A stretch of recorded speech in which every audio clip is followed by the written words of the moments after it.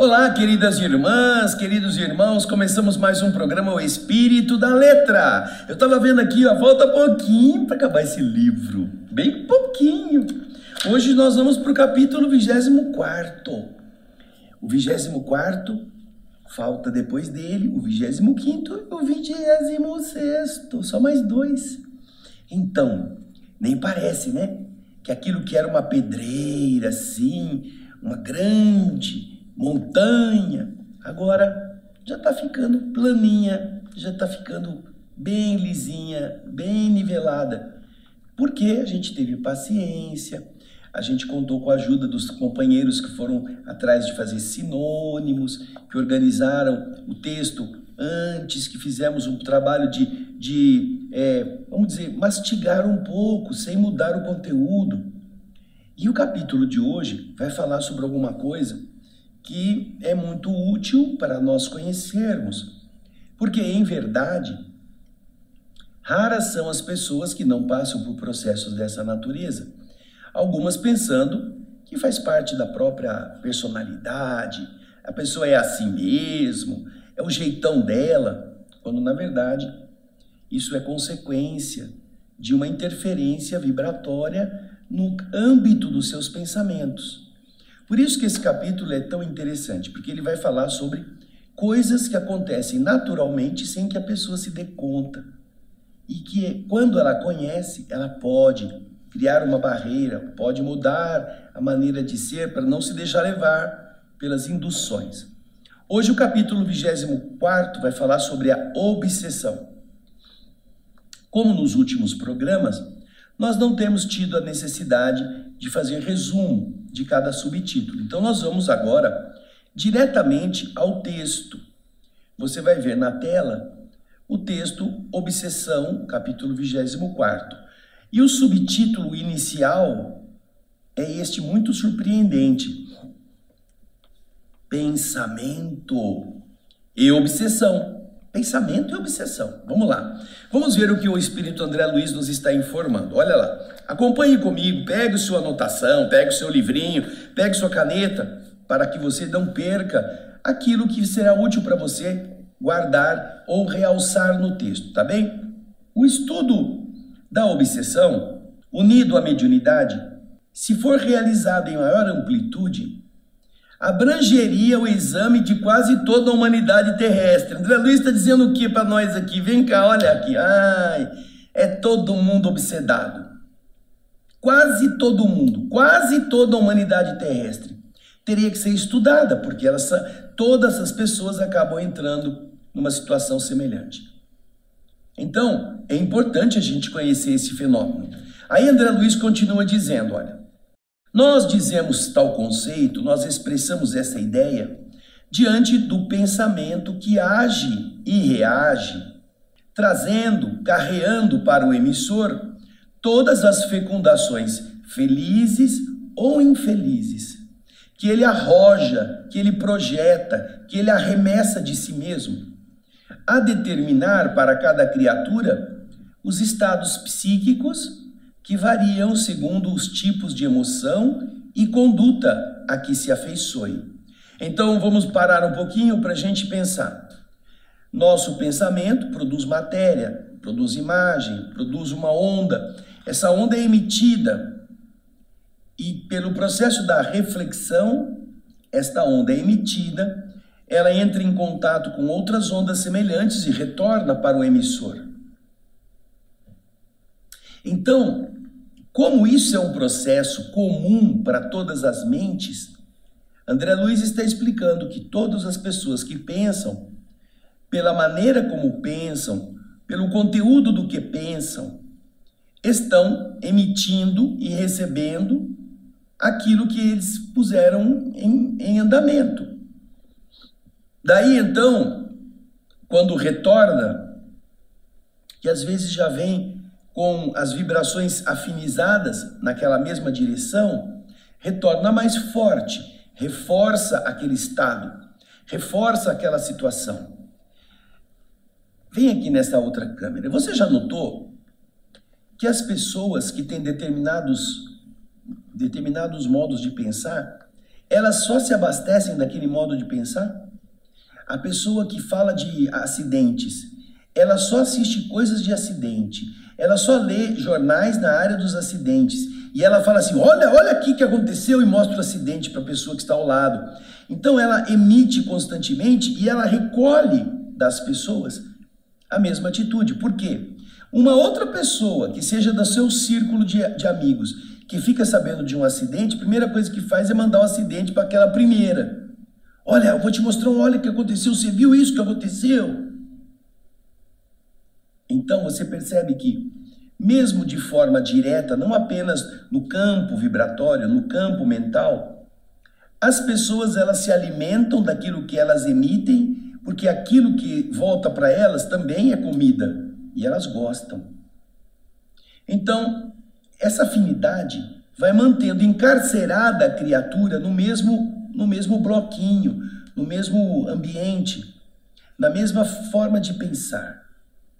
E como ela procura amigos que gostem das mesmas coisas, aquela pessoa, se ela fala assim, ai, você viu que acidente horroroso, e a pessoa diz para ela, não, vamos falar de coisa boa. Ih, já me cortou o barato, já está me atrapalhando, eu queria falar do acidente, de quantos morreram.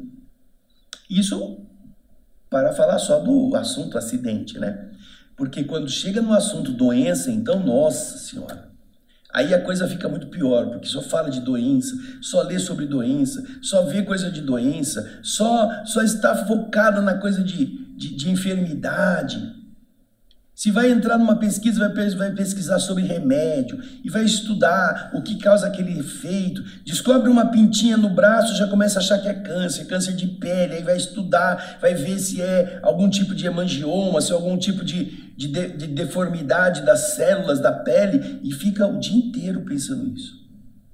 Por isso que o processo obsessivo é muito comum na humanidade. Vamos voltar a André Luiz agora. Enquanto o espírito não se aprimore, é certo que ele padecerá, ele sofrerá em seu corpo físico, e olha como André Luiz fala do corpo físico, em seu instrumento de manifestação, instrumento de manifestação, é o corpo de carne. Por isso que às vezes você fala assim, meu Deus do céu, que livro difícil, livro chato, que instrumento é esse? É um piano, é uma flauta, é o quê? Não, é o corpo físico. Então André Luiz está explicando. O ser humano, o espírito vai padecer no seu corpo físico a resultante dos próprios erros. Esses desajustes, como é natural, não se limitam àquele grupo de células físicas, quando em disfunções múltiplas, por força, por causa dos agentes mentais viciados e enfermiços. Não fica só ali. A pessoa fica nervosa, ela vai ficar com gastrite. Mas essa alteração não fica só no estômago. André Luiz explica que se estendem muito especialmente à estrutura do corpo espiritual, a constituição do perispírito, a refletir-se no cérebro, que ele chama de gabinete complexo da alma. Gabinete complexo da alma. É como ele chama o cérebro. E nesse local, ocasiona os diversos sintomas de perturbação do campo encefálico, acompanhados dos fenômenos ligados às percepções psíquicas, que são definidos aqui fenômenos psicossensoriais, que produzem alucinações e doenças da mente. Então, aquilo que a pessoa perturbada, ou amedrontada, ou nervosa, ou irritada produz, não fica só nas células físicas que vão sofrer o impacto, mas isso vai incorporar-se ao estado mental. Se você for no livro Nosso Lar, vamos aqui nessa outra câmera que eu fico mais pertinho de você, olho no olho. Se você vai no livro Nosso Lar, você verá no capítulo 6º do livro, que o mentor, o ministro Clarencio, vai visitar André Luiz, logo que ele é resgatado, está em tratamento, e pergunta, como é que você está, meu filho? Está melhorzinho? Aí André Luiz, primeira frase que ele diz, eu estou um pouco melhor, mas daí ele deságua, assim, aí ele afunda na lástima, ele afunda na reclamação da dor, na reclamação do que aconteceu com ele, e aí ele vai migrando para os problemas que ele deixou na terra, sua esposa Zélia, que sempre disse que se eu morresse, ela também morreria, eu não sei o que vai ser da minha esposa, se ela está bem ou se ela não está mais, se já morreu também. Ele vai lastimando, e vai afundando, o ministro fica quieto, como se ele estivesse dando corda para o enforcado, sabe? Vai deixando ele falar, depois tem uma hora que quando ele começa a chorar, porque aí ele vai afundando, né? A gente vai começando a contar das desgraças, a desgraça vai revivendo, aí começa a chorar. Parece que ela voltou à flor da pele. Daí o ministro diz para ele, meu filho, você quer mesmo sarar? Mas o André Luiz leva um susto, né? Faz assim com a cabeça, claro, eu quero. Então pare de falar sobre você mesmo. Pare de ficar remoendo coisas dentro de você, porque isso é uma doença mental. Falar de si mesmo é uma doença mental, de tratamento difícil e de longo curso. Tratamento demorado, complicado para ser sanada. É a mente. É o que André Luiz está falando. O indivíduo começa a ter reações, começa a pensar na bolinha que apareceu, na manchinha da pele, começa a ficar preocupado, começa a fazer conexões com o que não presta, começa a dar espaço mental e daqui a pouco ele está com o câncer instalado na cabeça, no pensamento, desajustando o equilíbrio vibratório.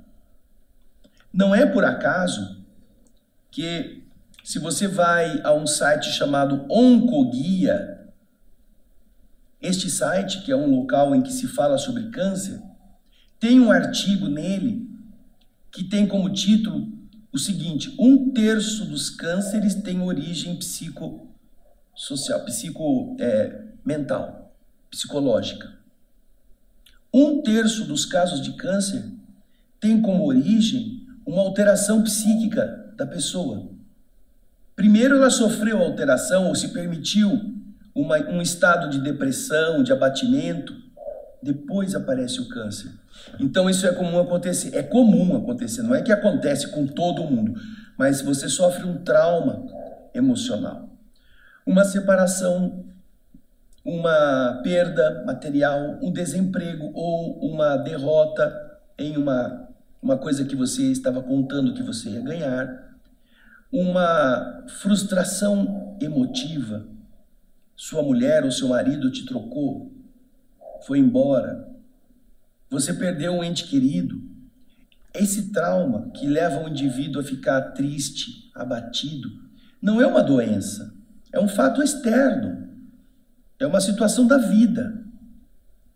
Mas o indivíduo interioriza aquilo, vai ficar pensando naquilo, e não é só a parte do coração que vai ficar chateado, eu fui abandonado, meu coração está apertadinho, que tristeza, enterrei o filho, a minha mãe, meu pai.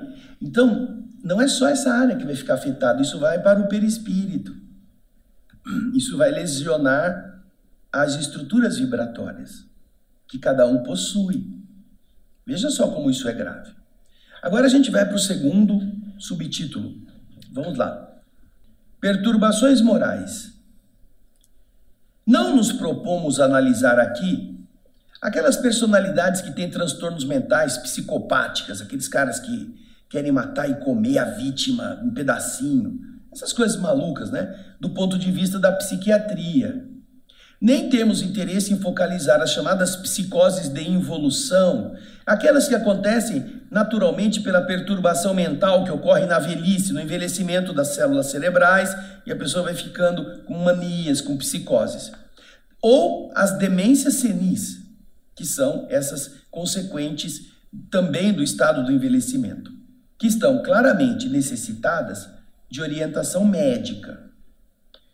Não é dessas que nós vamos tratar. Nós recordaremos, contudo, que na retaguarda, lá no começo dos desequilíbrios mentais, seja da produção mental, das ideias, ou da afetividade, da atenção e da memória, tanto quanto por trás de enfermidades psíquicas clássicas, como, por exemplo, as esquizofrenias, as parafrenias, as oligofrenias, que são doenças de distúrbio mental, e a paranoia, as psicoses e as neuroses de variada expressão, tudo isso, atrás disso tudo permanece e se encontram as perturbações do indivíduo transviado, da individualidade que se desviou do caminho que as leis divinas lhe assinalam a evolução moral. A evolução moral. Atrás de todos estes, inclusive destes graus mais profundos de alteração física ou de alteração mental, nessas parafrenias, nessas coisas malucas, oligofrenias, esquizofrenias da psiquiatria, mesmo atrás disso, está por detrás, na origem, o que? Está a individualidade transviada em algum momento, que por causa disso se perturba, por se afastarem desses caminhos luminosos das leis divinas, que são próprias para a evolução de cada um de nós, no campo moral também. Aí ele continua dizendo, olha aí, enquanto se mantém o indivíduo preso ao instrumento físico transitório, olha só, olha como ele escreve o negócio. Enquanto se lhe mantém a internação no instrumento físico transitório, ele está dizendo com isso o quê?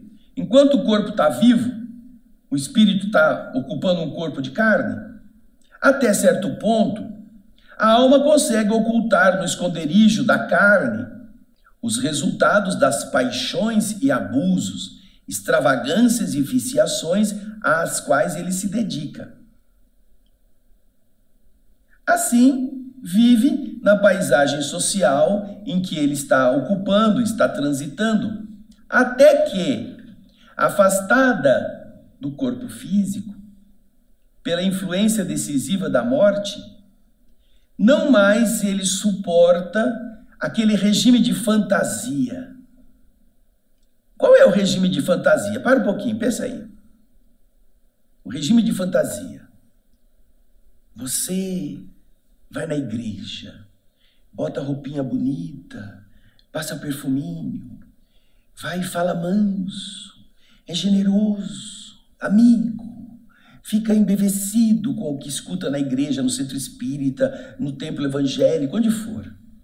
E chega em casa, é um salafrário, é um cara agressivo, é um indivíduo indócil, não quer falar com ninguém, trata mal a esposa, não é companheiro, não faz nada de bom para as pessoas, briga com os vizinhos, aí no dia da missa, veste a fantasia de bonzinho.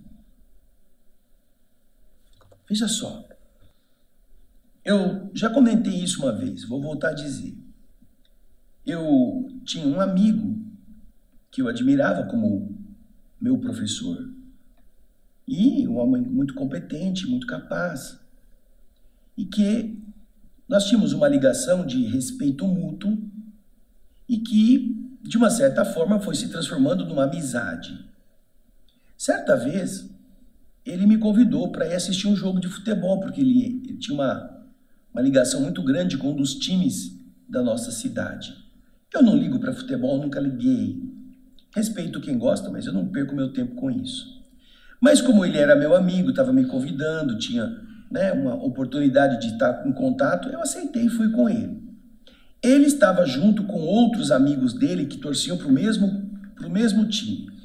E eles tinham um espaço no campo, porque era uma pessoa que tinha certa autoridade, tinha certo poder aquisitivo, tinha comprado aquilo que eles chamam de cadeira cativa, camarote, sei lá o que era. E eu fiquei com eles, ele, meu amigo e mais os outros. E o jogo começou e eu comecei a olhar os outros. Todos eles autoridades, promotores, juízes, advogados, pessoas bem-sucedidas, que durante o jogo pareciam favelados. Pelo teor de vocabulário, com que eles xingavam, com que eles falavam, as coisas que saíam da boca daquelas pessoas formadas, pessoas assim, cultas, na aparência. Dava asco de ouvir. Eu ficava olhando aquilo, medindo cada um por aquilo que estava mostrando que ele era.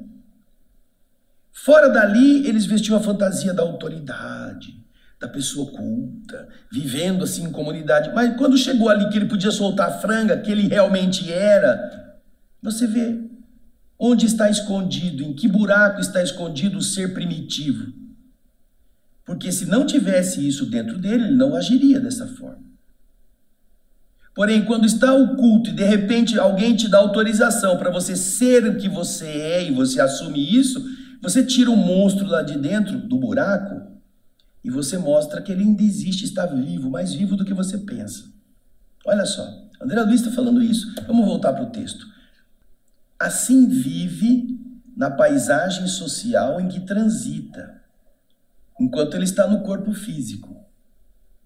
Até que, quando chega a morte, e a morte afasta aquela ilusão da matéria onde ele se esconde, o espírito não mais suporta o regime de fantasia, obrigando-se a sofrer em si própria, a alma, as consequências dos excessos e dos ultrajes, das ofensas, com que imprevidente, imprudente se desrespeitou.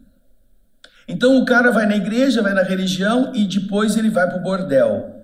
Lá ele é um devasso e ele é isto, apesar de estar vestido. Quando ele morre, quando o corpo morre, que ele se escondeu de toda a boa sociedade, fazendo de conta que ele era religioso, ou que ele é um homem probo, um homem íntegro, e ele morre, o corpo morre, vai sobrar o quê? Vai sobrar o cara do bordel, o devasso, o que na escuridão fazia as coisas mais assim torpes no exercício da sua sexualidade animal. Isso que vai sobrar, porque ele não mudou isto.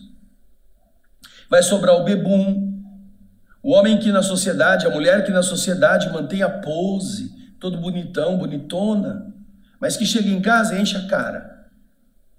Quando desencarna o corpo, a beleza desaparece e sobra o bêbado, a bêbada. Por isso que André Luiz está dizendo, olha, torturada por suas próprias ondas desorientadas, a reagirem incessantemente sobre os centros e mecanismos do corpo espiritual, a mente cai nas desarmonias e fixações consequentes. E porque o veículo de células extrafísicas, as células de que se serve o perispírito depois da morte, é extremamente influenciável, ele é muito plástico, ele é modelável pela sua vontade, ele plasma, ele ambienta, ele gera nas próprias forças os desequilíbrios que a dominam a alma, consolidando-se-lhe, desse modo, as inibições que, em futura existência, vão lhe dominar temporariamente a personalidade sob a forma de fatores mórbidos, enfermidades, doenças, condicionando as disfunções de certos recursos do cérebro físico por tempo indeterminado. Então, o doente carrega a dependência que ele gerou na vida pelos erros cometidos, e essa dependência vai se espelhar no futuro num corpo com problemas. Por quê? Porque ele ficou impregnado nas células do perispírito, aquelas tendências da verdade que ele era, não da aparência que ele tinha, que o espírito possuía. Então, na hora de modelar o futuro corpo, as células impregnadas por aquelas tendências vão gerar consequências danosas no âmbito mais atingido pela dificuldade, pela maneira de agir, pelo impulso inferior. Tudo isso ligado ao quê? Ao poder mental, poder vibratório, que altera as estruturas celulares do perispírito. Não é que você não possa tomar um copo de vinho de vez em quando, não é que você não possa manter relações sexuais saudáveis com pessoas com que você se relaciona bem, dentro do aspecto amoroso, afetivo. Porém, o indivíduo toma todas, enche o estômago de todo tipo de bebida, curte a volúpia de ficar fora de si, alegrão, ou usa droga, ou se excede em todos os outros vícios, achando que quanto mais ele curtir, melhor para ele. Mas não é assim. Ele vai interferir na estrutura vibratória do seu perispírito e no futuro vai nascer, por exemplo, com problema hepático, com problema gástrico. Ele não contém a volúpia de comer. Come, come, come, estraga o corpo físico, porque tem a volúpia influenciando nas células do seu pensamento. O vício não é do corpo, o vício é na mente. Aí quando reencarna, precisa de um corretivo. E qual é o corretivo para o guloso? Um dos corretivos para o guloso da outra vida é ter um processo diabético, que vai fazer com que ele não coma, não se valha daquilo que antes foi nocivo para ele. Uma das causas, não é a única, tá? Mas então há um freio produzido na área em que ele infringiu. O indivíduo que usou a inteligência para fazer maldades, que comprometeu o pensamento em coisas nocivas, vai renascer com uma limitação na área cerebral, porque forçou o seu cérebro do passado e esse cérebro impregnou a mente do espírito com processos alucinatórios de vingança, de agressividade, e isso vai se transferir para a modelagem do futuro corpo e as limitações vão ser impostas ao cérebro físico da reencarnação seguinte. Consequência. Não é maldade de Deus, é consequência. Põe a mão no fogo para ver se você não vai queimar. Pode rezar quanto você quiser, pode ser o indivíduo mais fiel a Deus do mundo. Põe a mão no fogo e vê se não queima. Não faça isso, tá? Só estou sugerindo uma ideia. Você vai ver que vai queimar mesmo os caras mais, assim, elevados espiritualmente. Vamos então voltar agora ao subtítulo Zonas purgatoriais. Zonas, lugares que chamam purgatoriais, por quê? Porque é onde vai se expurgar. Não tem nada a ver com o purgatório, mas ainda assim esse nome é semelhante. André Luiz está explicando, olha, entendendo-se que todos os delinquentes projetam, despejam de si oscilações mentais de terrível caráter, densificando, condensando as recordações malignas que eles abrigam no seu seio, no seu pensamento, entenderemos que existe zonas purgatoriais ou infernais como regiões em que se complementam as temporárias criações do remorso, associando arrependimento e amargura, desespero e rebelião. Os espíritos que fizeram todas estas coisas, que assimilaram todos estes problemas, vão se reunir no padrão vibratório que lhes é próprio. Continua André nos explicando. Na intimidade, no local dessas províncias, desses lugares de sombra, em que se agrupam multidões de criminosos, segundo a espécie de delito que cometeram, espíritos culpados, por meio das ondas mentais com que essencialmente se afinam, se comunicam reciprocamente, gerando ante os seus olhos quadros vivos de extremo horror, junto dos quais enlouquecem, desvairam, recebendo de retorno os estranhos padecimentos que criaram no ânimo dos outros. Já notou que o cara maldoso tem prazer de ver sua vítima sofrendo? Ele gosta, aquilo os alimenta. Parece o filme, né? Guerra nas Estrelas. Odeia, tenha ódio, isso é importante. Isso mesmo, estou sentindo a raiva vindo de você. A sombra se alimenta da raiva, do ódio, do pavor. Por causa disso. É um processo de você receber aquilo que você está dando e você se sente abastecido. André Luiz continua. Claro está que, embora comandados por inteligências pervertidas ou bestializadas nas trevas da ignorância, esses antros, essas furnas, estão limitadas, são circunscritas no espaço, fiscalizados por espíritos sábios e benfazejos, que dispõe de meios precisos para observar a transformação individual das consciências que estão ali em processo de depuração, de regeneração, a fim de, uma vez que isso aconteça, conduzir essas inteligências que começam a dar lampejos de melhora a providências compatíveis com a melhoria que elas já conseguiram.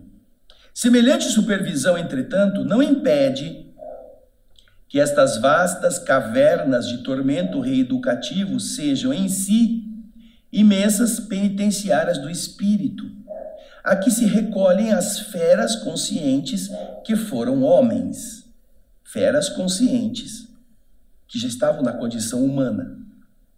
Aí permanecem detidas por guardas especializados que lhes são afins, o que nos faz definir cada purgatório particular como uma prisão manicômio, uma prisão hospício, em que as almas embrutecidas no crime sofrem de volta o impacto de suas fecundações mentais infelizes. Tiranos, suicidas, homicidas, carrascos do povo, olha só, carrascos do povo, André Luiz está explicando isso tudo aí.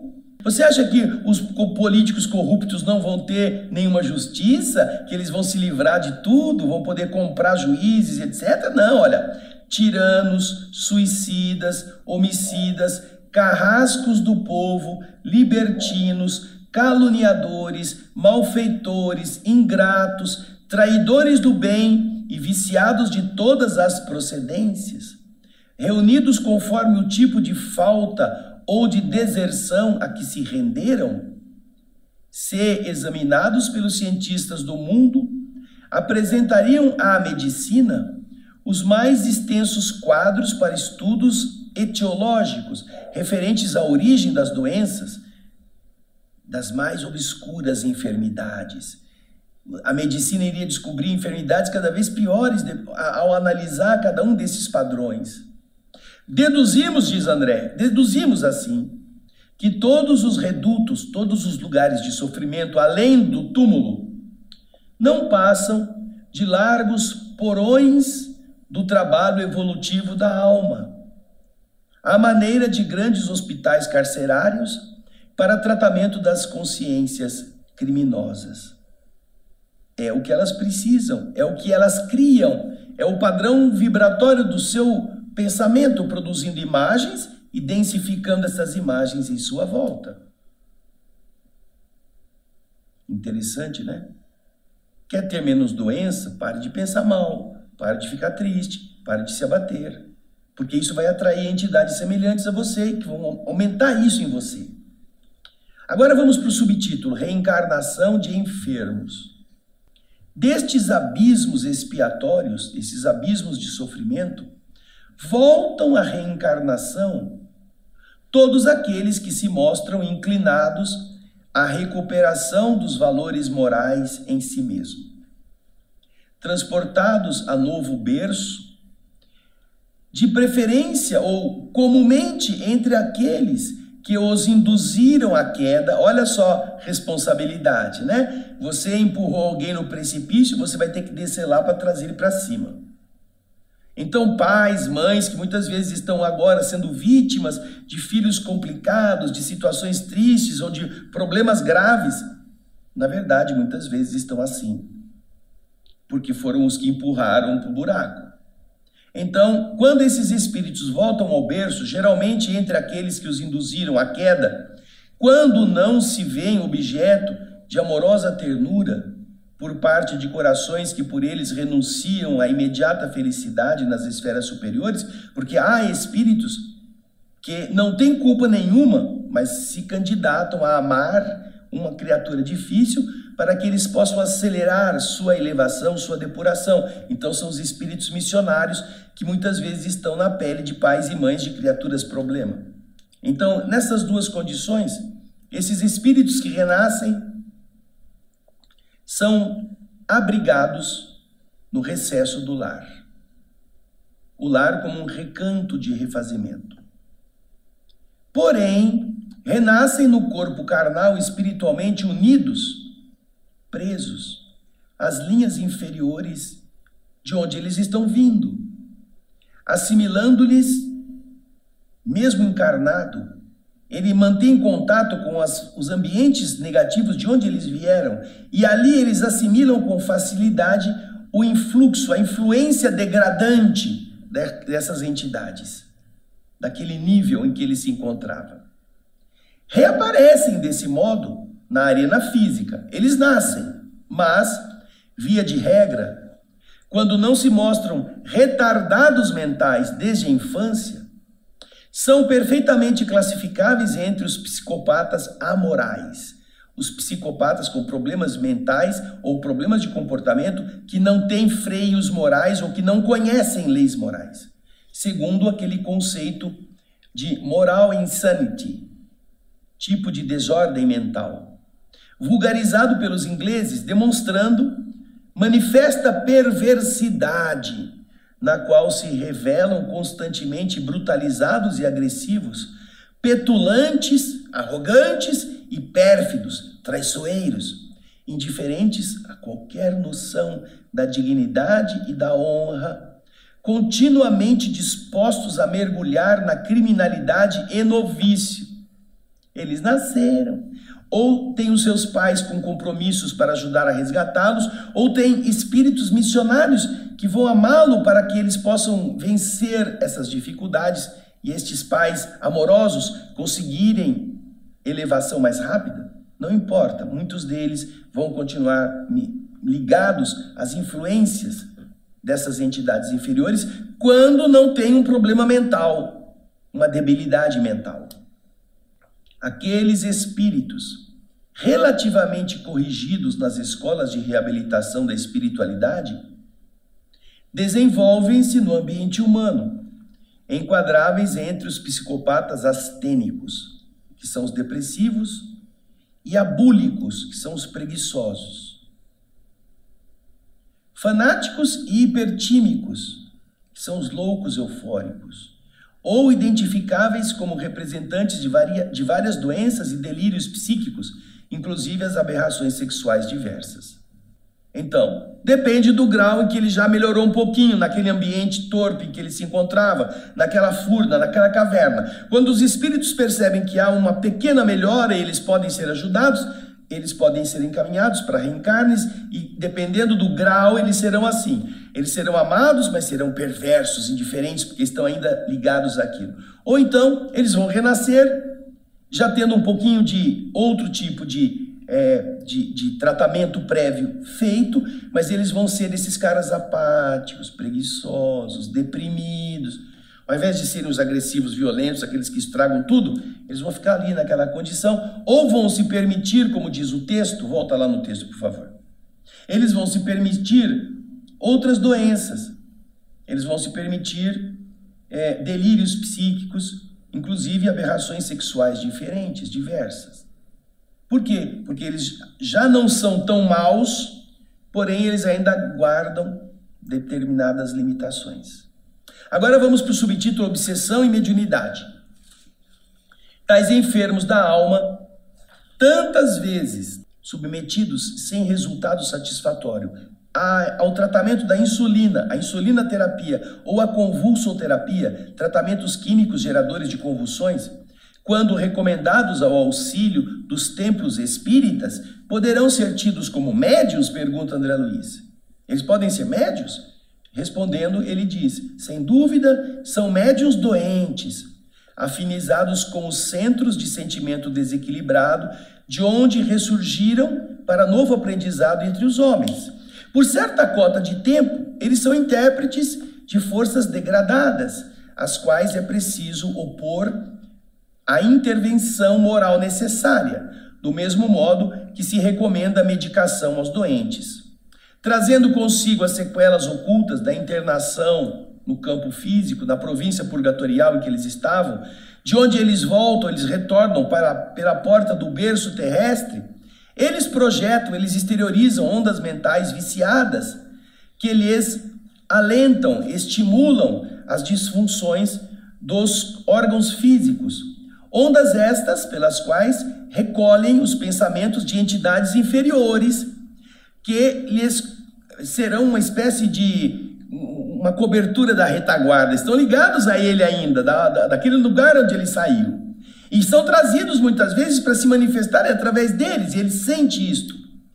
Apesar de serem assim, devem ser acolhidos nos santuários do Espiritismo como médiuns de planos que é preciso transformar e ajudar. Porquanto um espírito renovado para o bem, lei do Criador para todas as criaturas, é uma peça importante para o reajustamento geral dessa ou daquela engrenagem conturbada na máquina da vida. Ele pode trabalhar, mas tem que ser educado, tem que ter paciência, tem que aprender, tem que estudar. Não é pôr na mesa para receber os espíritos que ele quiser. Por isso que ele vai terminar dizendo sobre a doutrina espírita. Veja lá. É importante, então, considerar que a atividade religiosa, digna e venerável, em qualquer setor da edificação humana, ela exprime socorro celeste aos desajustes morais de quantos se demoram na reencarnação, buscando a restauração precisa. E compreendendo-se que elevada a percentagem das personalidades humanas traz, no íntimo do próprio ser, raízes e brechas de comunhão com o passado, de sombras, através dessas brechas, eles são suscetíveis de sofrer os mais estranhos processos de obsessão oculta, que se reavivam constantemente nos diversos períodos de idade em que ele está vivendo, que correspondem ao tempo de formação dos débitos kármicos, que buscam colocar em equação, resolver agora no corpo da Terra. É justo enfatizar, assim, a oportunidade e a excelência do amparo moral da doutrina espírita, como sendo o recurso mais sólido na assistência às vítimas do desequilíbrio espiritual de qualquer tipo, por lhes oferecer, no estudo nobre e no serviço santificante, o clima indispensável de conversão, de transmutação e harmonização, com que estes espíritos encarnados se recuperem no domínio dos pensamentos mais íntimos, para assimilarem a influência benéfica dos agentes espirituais da necessária renovação.